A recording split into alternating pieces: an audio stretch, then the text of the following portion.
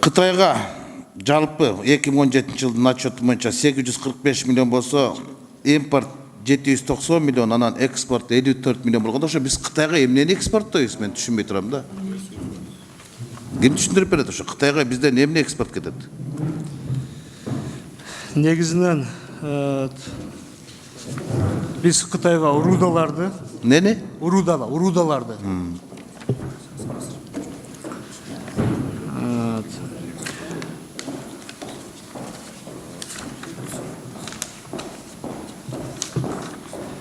Бүгүнкү күндө товар оборот Кытай менен 1 миллиард 597,5 миллион долларды түздү. Бул 3,2%га жогорулады десек болот.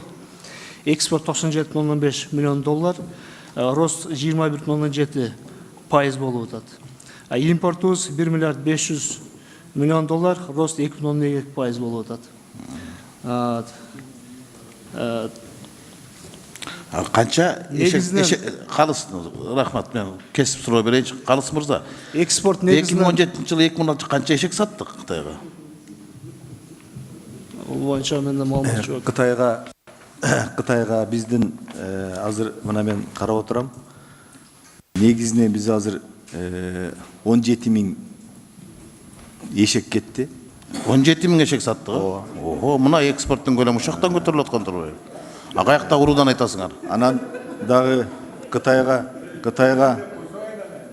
бу дагы экспорттук потенциалдын өнүгүүсү да. Бу дагы бирөөнүн малы, бирөө сатат, бирөө экспорт кылат. Эң туура айтып атат, күлбөгүлөт, экспорттук потенциал туура айтып атасыз. Туура кете берсин да, бул эми бул семейство лошадиных деп коет. Эми андан сырткары Рыскел Чынөкөч, Кытайга мисалы азыр кийинки убактарда көбөйүп атат. Мына биз жанагы түзүп келген протоколдорго ылайык Кытайга азыр 1000 тоннага жакын эт кетти. 1000 тоннага жакын? 1000 тоннага жакын. Ичеттер, жанагы эмелердин баары биригип эт кетти. Анан 1,5 миң тонна жуулган жүн кетти. Жүн кетип атат. Анан основной бал мына 240 тонна бал кетсе, ошонун 90% Кытайга кетип атат. Азыр биз 5 протоколду жибердик Кытайга. Уйдун эти, койдун эти, кургак сүт, анан да чочко баккандар ошондо кошту, чочконун эти, анан жанагы ичеттер боюнча да өзүнчө протоколго азыр кол коюлуу күтүлүп атат.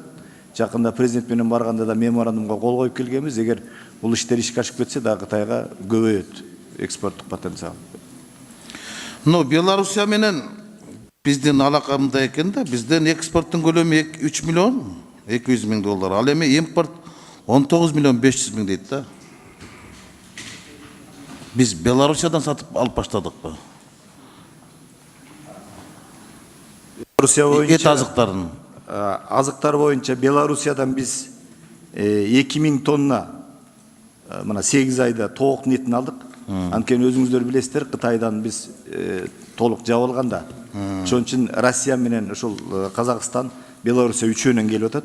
2026 tonna et keliptir. 18 tonna uydun eti gelgen.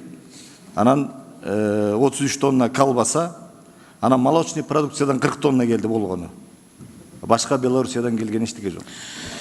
Мен мына 24 kg'dagi ma'lumotlarga qarab shu savolda beratam da, biz 30 million dollarga чейин et azıktарын Қазақстанга чыгаратабыз, өзүбүз кайта сатып алатыбыз да. Биз мындайча айтканда казык арта чучуктун баарын казактарга берип, өзүбүз акарашка жап калабыз да.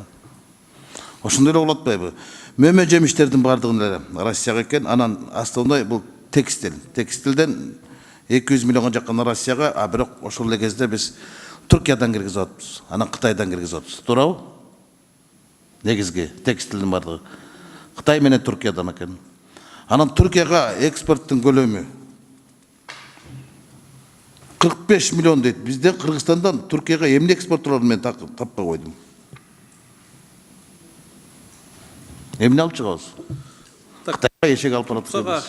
Жалпы 6 айда биз 181 миллион долларга соода кылып турбуз. Былтыркыга караганда 23% өсүптүр. Анын ичинен ошо 35 миллион доллар бул экспорт. Так, экспортко негизи кирген нерсе бул биздин бурчак, жаңгак, авиакеросин, терилер, пахта, алтын, жана ушул ар кандай темирлер. Мына рахмат. Эң негизги биздин экспорттун эң көп көлөмү кайсы өлкөгө, кайсы мамлекетке? Так, эң негизги экспорт биз Орус Федерациясы менен Казакстан. Швейцария эмеспи? Алтынды. Жок, эгер алтынды ойго албаганда, алтын Жок, сиз болсо кошуп айттыңыз да. биринчи орунда албетте алтын, ал мурун Швейцарияга кетчи, бүгүнкү күндө Британияга кетип атат. Британия. Ошо алтын экспорттун канча көлөмүн?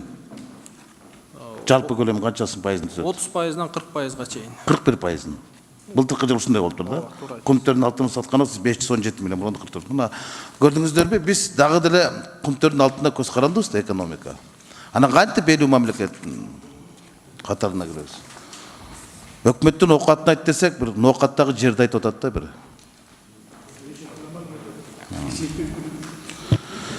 Ошондуктан бул боюнча биз муну экономиканын өнүгүшү боюнча мындай эки барак кагаз менен кылбай, салык кызматынын өзүнчө, бажы кызматынын өзүнчө, экономика министрлигинин өзүнчө булардын кандай аракеттери бар. Жогоруда Төрөбай Закирович айтып кетпеди? Мурунку өкмөттөрдүн убагында чыгарылган буйруктар менен токтомдордун көлөмү канча, силер азыр кандай иш кылып атасыңар депчи. Айта албайм деп атат, айта албайм деп атат. Мүмкүн ошол убакта Төрөбай Закирович айтканга неме болуп калар. Ошон үчүн дагы карайык. Бирок азыркы отчет чын айтканда бул алгылыктуу эмес, канааттандырылган эмес. Рахмат.